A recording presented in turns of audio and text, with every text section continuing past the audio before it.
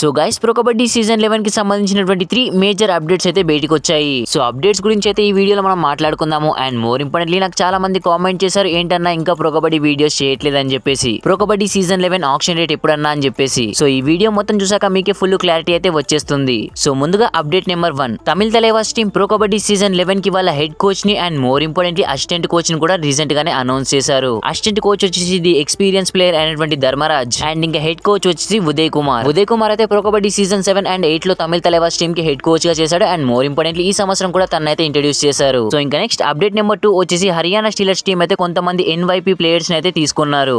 ఈ NYP players అంటే ఏంటంటే ప్రో కబడ్డీ సీజన్ 11 ఆక్షన్ కంటే ముందే నేషనల్స్ లో అద్భుతంగా ఆడిన వాళ్ళని అయితే డైరెక్ట్ గా టీమ్ లోకి తీసుకుంటారు. లైక్ ఎగ్జాంపుల్ కి చెప్పాలంటే లాస్ట్ టైం సుధాకర్ ని పాట్నా పైరేట్స్ టీం తీసుకున్నట్టుగా. సో హర్యానా స్టీలర్స్ టీం అయితే మొత్తంగా 3 ఎన్వైపీ ప్లేయర్స్ అయితే తీసుకుంది.